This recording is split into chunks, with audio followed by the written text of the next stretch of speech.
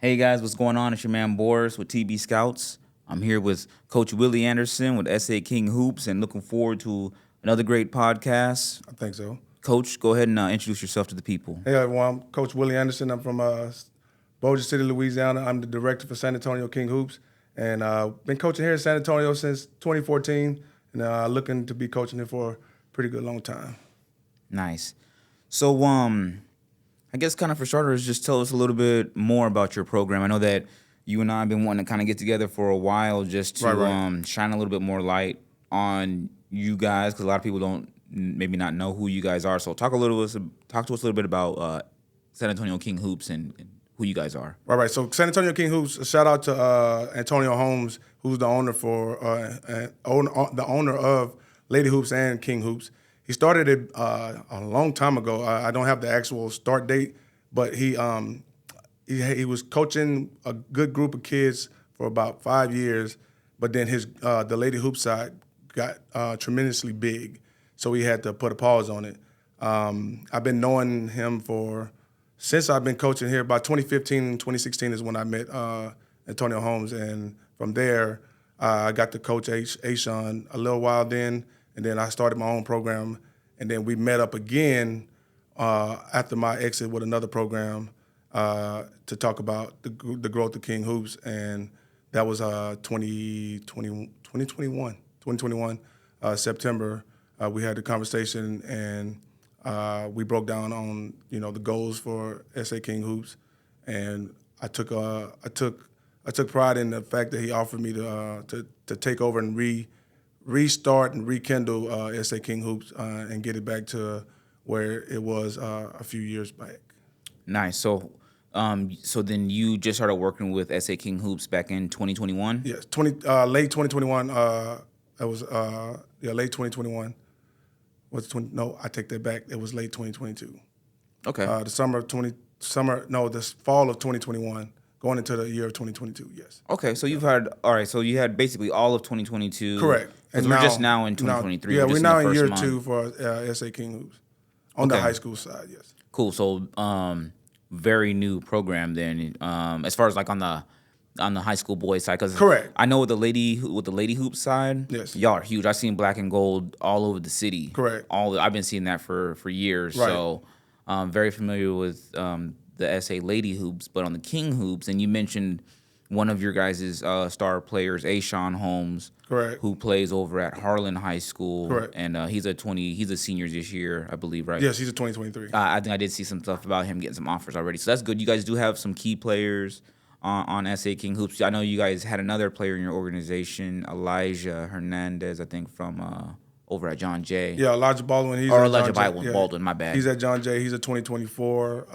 So he has we're looking for him to have a really, really good summer this summer. My 23s, we have a really good group of 23s that are playing right now that are actually playing, starting and getting big part of their program in their high school. Demetrius Mims. We got. So first off, before we break that down, got you. As it stands, like right now, or maybe kind of like what your plans are for the organization, just so people can get a better understanding of that.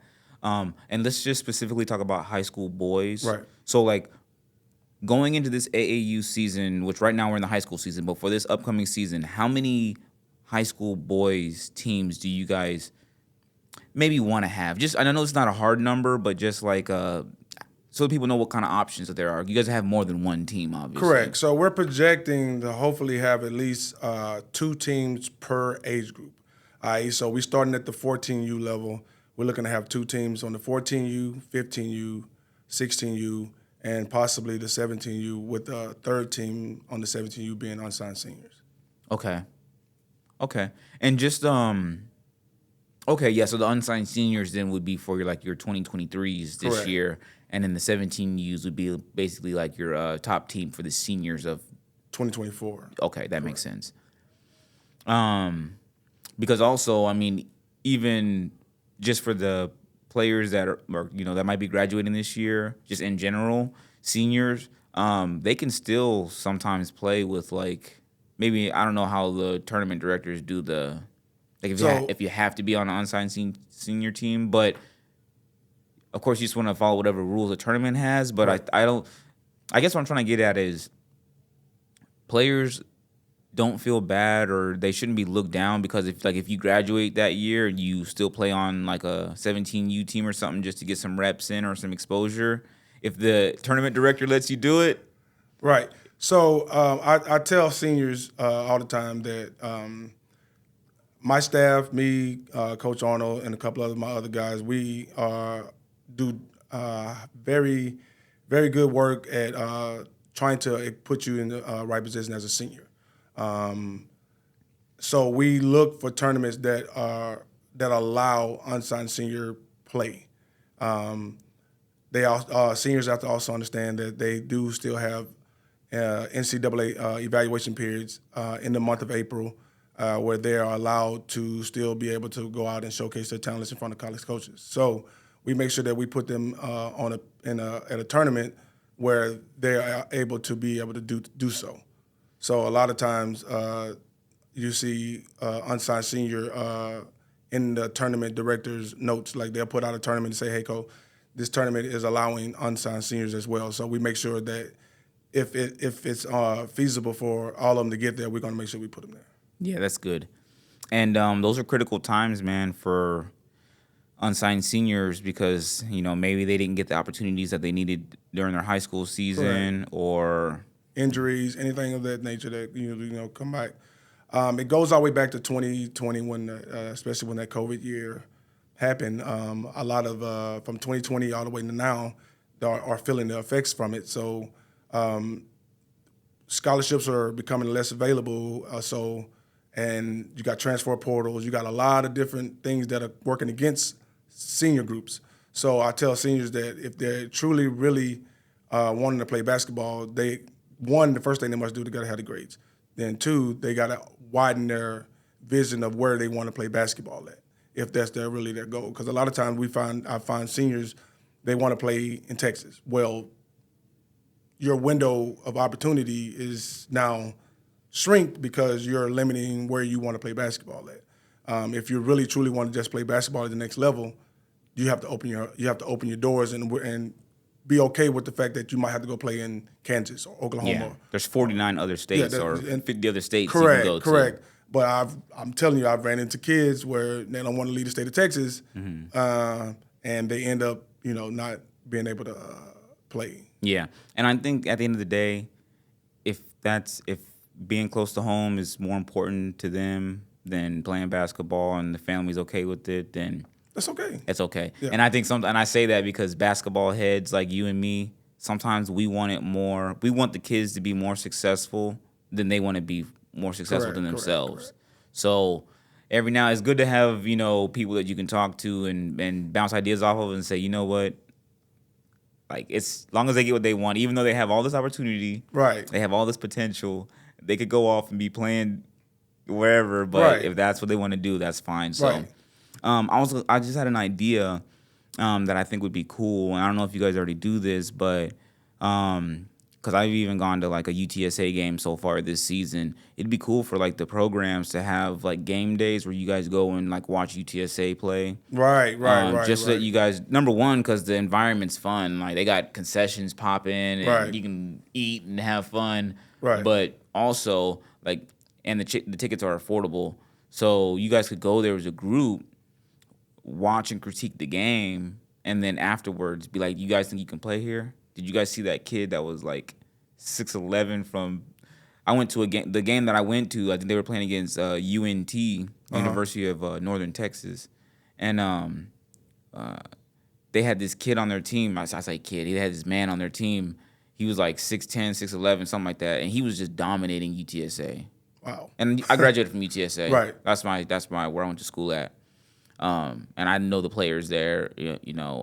Shout out Coach Hood and Henson and a couple of players, Alu and Carlton Lingard. Shout out to y'all. But anyways, that guy was out there dunking on guys. Like even the big man, one of the bigs, he was like a 6'9" guy. This dude literally like bullied him, knocked him on the ground, and then dunked on him. It's basketball. But what I'm saying though is like if you're a high school senior right now, do you think you can compete with that, honestly? Right. Like, no, you can't. Like, if that guy goes in the transfer portal and a college coach wants to win, they're gonna choose that guy over you. Right. Now, not to discourage you, but I'm just letting you know how the landscape is. That's why, like you're saying, kids Broaden got to your work landscape. harder to get seen, get noticed. You might have to take a different path. You might have to start off at a JUCO or something and then Right. move over or something. But you need people around you that's gonna help you with that. Right, and to broaden your broaden your spectrum of where you want to play, where you want to go, and then take into consideration if they have your degree plan and where you want to do. Because at the end of the day, I tell kids all the time, at one point in your life, you're gonna have to take these shoes off. That basketball is gonna stop bouncing, and what are you gonna have to fall back on? So you got to make sure that you're going to a place where your education is going to be provided for one, and then for two, they got the right plan that you're going to go. So when you get out of college and the basketball stops bouncing, you still have a career. Yeah, we were just talking about that, man. Right. About if you can make it pro, and you can provide for your lifestyle and your family by playing basketball and sports. Right. By all means, give glory to God. Absolutely. Like, that's awesome. But for most people, even good college players, like, they're probably gonna, Tether off. maybe work in corporate America. But also, this also makes me think there's also a big career opportunity within the sports industry. Correct. In the front office. Right. Of these organizations. Kids don't. I mean, a lot of, and even me growing up, I didn't. Never. That was never a thought process. But every industry needs doctors. Every industry needs nurses. Every industry needs medical technology. What you do as a sports writer, media. Every industry needs that type of person in their job in their industry, in a job title, right? So how hard would it be not to just you already understand what sports looks like. You've been there. You've made it to the pinnacle, and now follow up and be a agent, writer, or consultant, analyst, all of that, all of those simple things. But you're gonna have to still be able to have a degree to cover that. Mm-hmm. So build yourself on what you think and what your passion is, because if it's your passion, it's not a job. It's something that you love to do. That's why coaching is not a job to me. It's a passion. So I never look at it as I got to go to work. It's like, yeah, I'm about to go have fun. So yeah. Basketball is like that, man. When I started doing this years ago, like I was telling you before, man, I didn't play basketball in high school. I was a chess player. Right. I was a computer geek, right? I was a computer nerd, which now helps me do what I do now with sports. True. But yeah, man, I guess basketball kind of has a mind of its own, and everybody will kind of find their place, whether it's coaching or whether it's doing coverage and media like I do, or some people do, scouting, evaluations, recruiting, all that stuff. Right. But at the end of the day, man, I think it's just all about because basketball is real life, like we were talking about. Like, basketball can help people make life-changing decisions. If you go to school, if you go to college in Texas versus Florida, or you get the chance to go to college in New York, and then some kids can literally change their life. Like, basketball can have an impact on their future. Correct. Shout out to Dalen. He's up at Hilbert College up in New York, and it's been a basketball experience for him. We had a conversation before he left. The weather, coming from Texas. I don't know who that is. Can you? Dalen Gonzalez. He played for McCollum High School. He was a senior that played with me this past summer. He's up at Hilbert College, and we talked about the weather and him and his dad. And he was like, "I'm like, you gonna go up there and visit him?" Like, yeah, in the summertime, because you're talking about 0-degree weather, but basketball is not gonna stop. So you're still gonna be up there practicing, getting up, going to school, going and leaving your dorm rooms, going in that weather. So I was like, you better pack a lot of jackets or coats or whatever they call them these days. So what was his name again? Dalen Gonzalez. He played for McCollum. Dalen Gonzalez. You and I were talking about this earlier. So Dalen, who went to McCollum, this is a kid, local San Antonio kid, just last year. So he graduated 2022. Yes. And he's playing basketball in New York. Right. Like, that's so amazing. And I know if I didn't know that, I know that there's probably 1,000 other people that did not know that. You and I were talking earlier about how there's a lot more players that need to get their stories told, Right. and just share some of the victories, like this player that you just mentioned, Dalen Gonzalez from McCollum, you know, playing basketball in New York right now, moving from Texas to New York and making the cut. My question is, and I'm sure you had something to do with that, but my question is, how does a kid that no one has ever heard about from McCollum end up getting, playing basketball in New York? And it's probably because there's people like you working behind the scenes, because as much as I'm on, social media, Twitter, Instagram, I can't really say I've seen many posts about that name. So, couple things happen. So a lot of basketball players, period, San Antonio, wherever, they spend 90% of their energy thinking about Division I basketball because that's what they watch. They watch Division I basketball and they say, okay, I want to play Division I basketball, not knowing that so many kids, so many young men make it to the league or G League or overseas and then step foot in the Division I college. Prime example, I got another kid, shout out to Damir Haney. He's in Tarbo College in Kansas. These kids played right here in San Antonio, played for their respective high schools, but they finally got an opportunity, and it's really what it all boils down to, is somebody like Coach Arnold, who was on the phone, he's in coaches' inboxes, he's tweeting and retweeting college coaches just to find that one opportunity. And when that one opportunity presents itself, it's on the parent and the kid at that point to make the decision. And like I said, most of the times it's hard to get a kid in Texas to stay in Texas and play college basketball unless he's probably possible Division I, Division II basketball player. But that doesn't mean that your opportunity isn't there. That means you got to go open your window and look outside and see how far you are willing to go to chase a dream. So that's really what it all boils down to. Yeah, and I think also, like we were talking earlier, there's a lot of, there's schools in every state that have Division I, Division II, JUCO. So when you look at that, like it's been a little while since I've pulled the numbers on like the Division II schools, but there's like 100. Actually, there's probably like 100 D2 schools in, maybe not in Texas alone, but across like the country. There's tons, Coach. There's a lot. So sometimes we get limited. Like when we think about D1 and D2 schools here in Texas, you think about D2 schools, you think about like St. Edward's out in Austin, or you think about some NAIA programs like Houston-Tillotson, and you're just thinking about within Texas. But every state, Colorado, Kansas, Louisiana, you name it, they all got them. They all have D2 schools, D3 schools, JUCOs, NAIAs, D1s. They have, so you're right. You can probably multiply your chances by 50 times if you start looking outside of Texas for schools in each division. Correct. And like I tell the kids, I say, I will provide you with the necessary tools.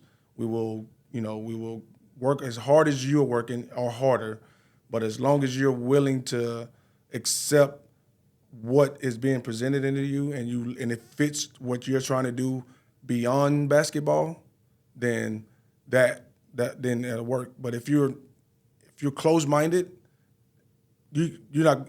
Most times it's going to be hard for you to get anywhere because one, you're already closed-minded. You're not even allowing yourself to think outside the box. Prime example, look at Steph Curry. He went to Davidson. Who would have thought a kid like that coming from Davidson would be that type of basketball player? Probably if not the best shooter in the history of NBA. Small school, very small school. So it's all in the work ethic. It's all in you and how much you're willing to sacrifice and be to be that basketball player to chase that dream. Yeah, and like you said, the good basketball players, great basketball players, come from all walks of life and levels. And I just thought of Jimmy Butler. Correct. That's another name that, I know a lot of people know about Jimmy Butler, but, he didn't go to the biggest schools, and he's a Texas, he came from, I think he was in Houston, came from Houston or something like that. But yeah, you're right. So it doesn't really matter all the time what school you go to. Before I forget, and we'll talk a little bit more about your program for, maybe for players or parents that's watching and they want to know, like, okay, so you guys have a program in San Antonio called SA King Hoops. Correct. You have some high school programs. If they want to know, like, you told us you're looking to probably have about 2 teams for each grade level. Talk to us about your tryouts coming up, which I'm going to be there covering, filming. Talk to us about when you're going to be having tryouts so parents can sign or kids can sign up for your tryouts. Right. And then talk a little bit more about maybe just the program, like the benefits of it, why they should sign up, what you guys are looking to do this year. All right, so a couple things. One, the tryouts will be starting for the 14U through 16U will be February 25th, 4 to 6 at 4 p.m. to 6 p.m. at Incarnate Ward High School. Say that one more time, February 25th? 25th, yes, at Incarnate Ward High School, 4 to 6. Okay. And then the 17U through seniors is February 26th, same time, 4 to 6 at Incarnate Ward High School. Okay, so I'll put these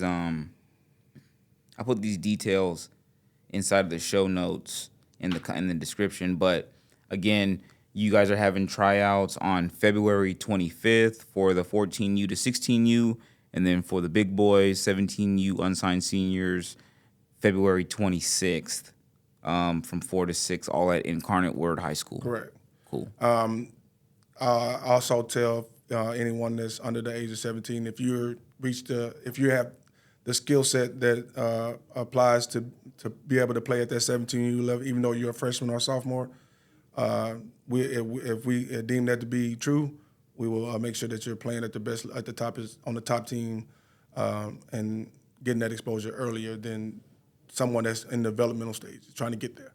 Cool. So, the good couple things about SA King Hoops. We're not powered by Phenom America. We're going to be showcasing a lot of more details over the next few months about how the Phenom America is going to be presented through Nike. We're going to be providing new circuit stuff, new circuit information. Exposure is going to be at a very high level. Training is going to be at a very high level, and the demand of the student athlete is going to be at a high level. So, kind of go over that a little bit more. So you guys are now, or you're going to be powered by Phenom America. In layman's terms, like, what does that mean? Like, you guys are gonna, is it like a shoe sponsorship type of thing? It's a circuit sponsorship, which is Phenom America. If you don't know, Phenom America is it's a big elite camp program. Yeah, I've heard about the Phenom America program. They are very very good program, and they're going to be providing us with more avenues than a normal independent program could reach. So a lot of the tournaments and stuff that we go to is possibly going to be shifting based off of the exposure level that's going to be provided to us. Okay. So it's going to be a lot more information coming down the pipe. We'll probably come back to another podcast with the legendary Antonio Holmes, and we can get really, really into details on it when he puts all the information out. So. Cool. Yeah, that'd be cool to just, that sounds like it's something that, I don't know if there's other programs that already do something like that or not, but any type of, third party that can kind of come in and Correct. Assist the program, even if that's more from like a circuit perspective, or, you mentioned trainings and stuff too. I don't know if they have like certain camps or trainings that only members can go to and stuff like that. But that's cool things that I guess as a program that you can offer to some of your players and parents. And the more experience that I get working in this AAU world, I see things like that, and now I can like tell the differences between like when you see a sneaker team or you have those sponsorships, good or bad, and most of them are good things. But when you have those resources and access to things,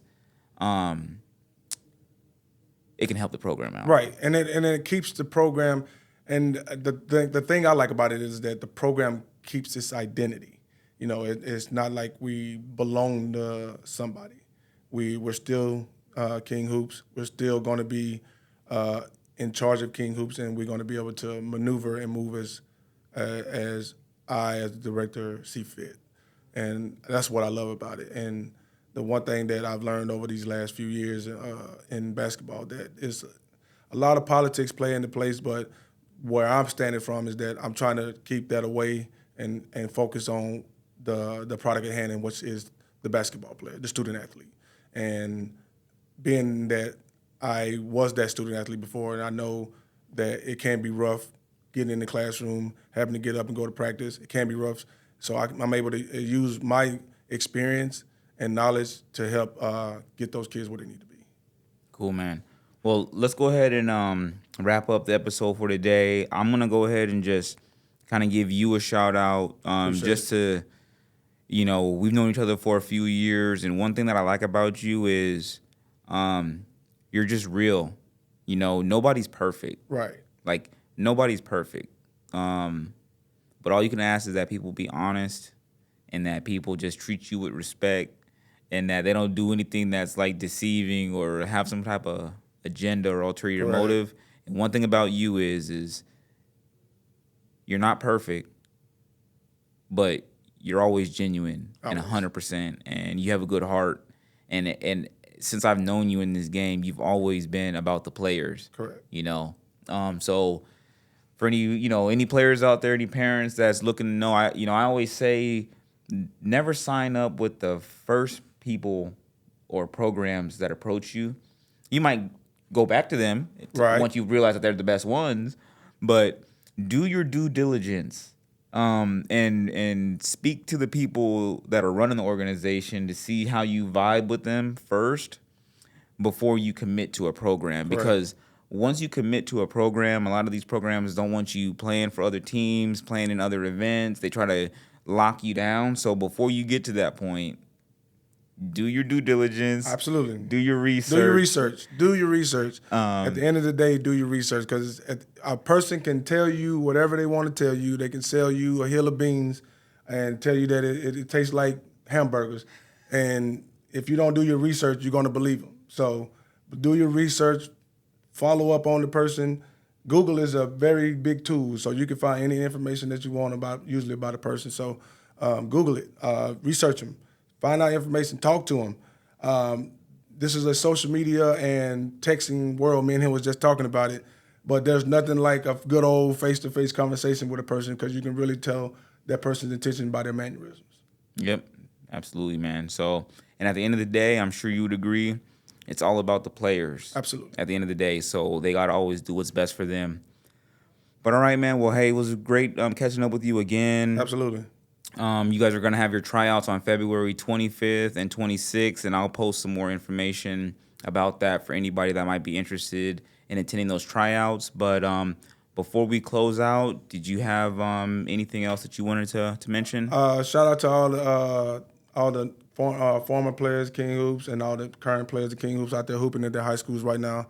I appreciate y'all giving me a job, because like I said, without y'all, coaches are non-existent without basketball players. So shout out to y'all. Shout out to Antonio Holmes again for having that sit down with me a couple years ago and putting us on the right track to where we are today. Cool, man. Well, always a pleasure. Shout out to you for at least believe in me, man, and giving me a chance to come sit down in the good red chair right here. Oh, you got it, man. Time well spent, so appreciate it. I appreciate it, man.